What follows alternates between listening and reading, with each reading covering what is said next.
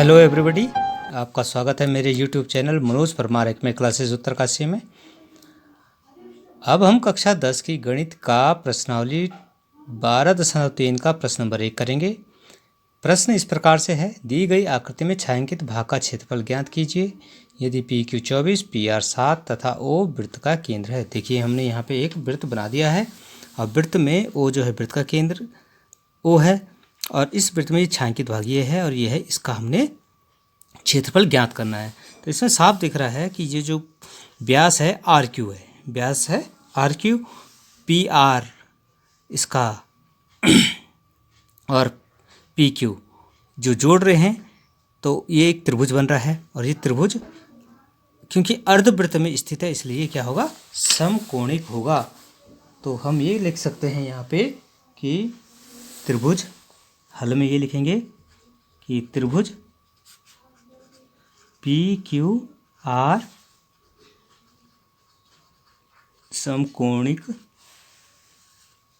समकोणीय होगा क्योंकि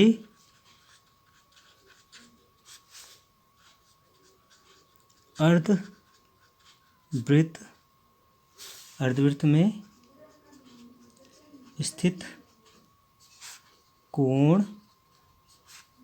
समकोण होता है, इसलिए 90 डिग्री का कोण हो गया। अगर ये 90 डिग्री का कोण है, समकोण त्रिभुज बन गया। तो समकोण त्रिभुज है तो पाइथागोरस प्रमेय से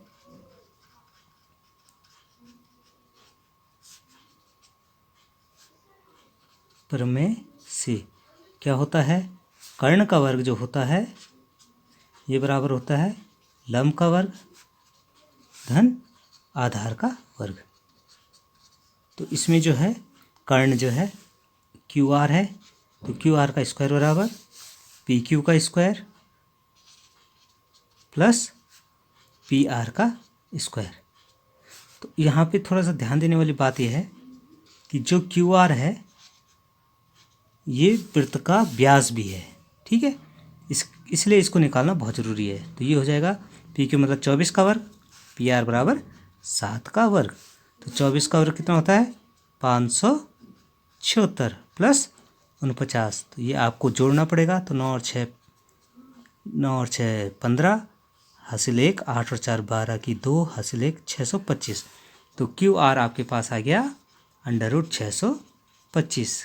तो दोनों वैल्यू लेंगे प्लस और माइनस की 25 की, लेकिन हमें यहाँ पे प्लस लेना पड़ेगा क्योंकि माप जो है ऋणात्मक नहीं होती है। तो इसलिए वृत्त का व्यास कितना हो जाएगा 25 और वृत्त की त्रिज्या इसी से निकाल लेंगे।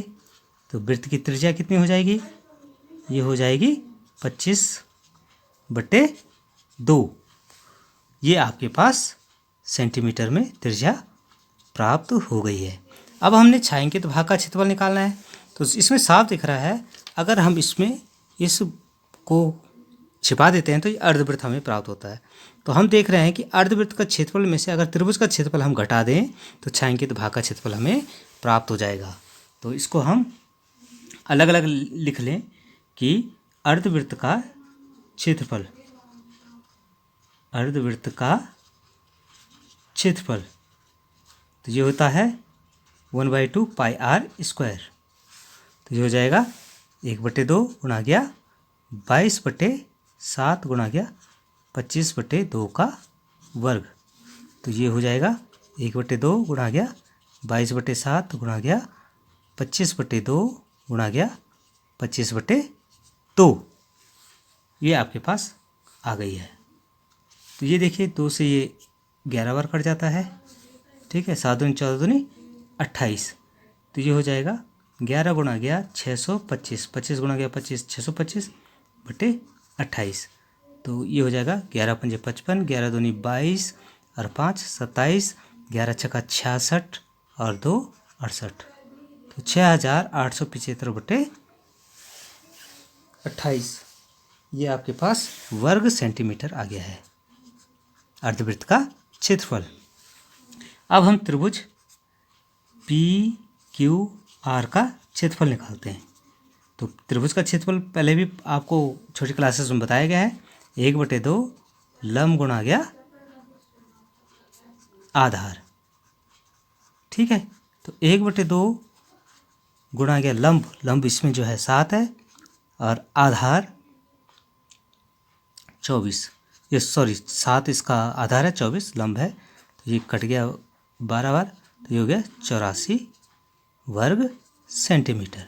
तो छायांकित भाग का क्षेत्रफल, इसको हम लिख देंगे छायांकित भाग का क्षेत्रफल बराबर अर्धवृत्त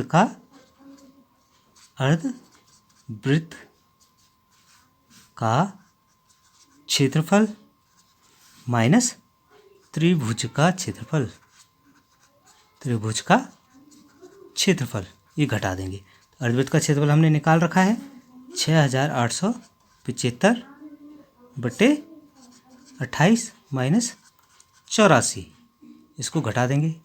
तो यहाँ पे तो 28 एलसीएम आ जाएगा, तो 6875 माइनस 28 गुणा गया 84, तो इसको मैं अलग से कर देता हूँ, ये रफ में मैं कर देता हूँ, तो ये आ रहा है 2352 और इसको हम घटाएं अगर तो 28 तो हर में वैसे ही आ जाएगा, तो ये हो जाएगा 5 में से 2 गया 3, 7 में से 5 गया 2, 8 में से 5 गया 8 में से 3 गया 5, और ये 6 में से 2 गया 4, तो 4523 बटे 28 वर्ग सेंटीमीटर। अब इसको आप भाग भी दे सकते हैं या इतना ही छोड़ दीजिए, तो ये भी आंसर सही माना जाएगा।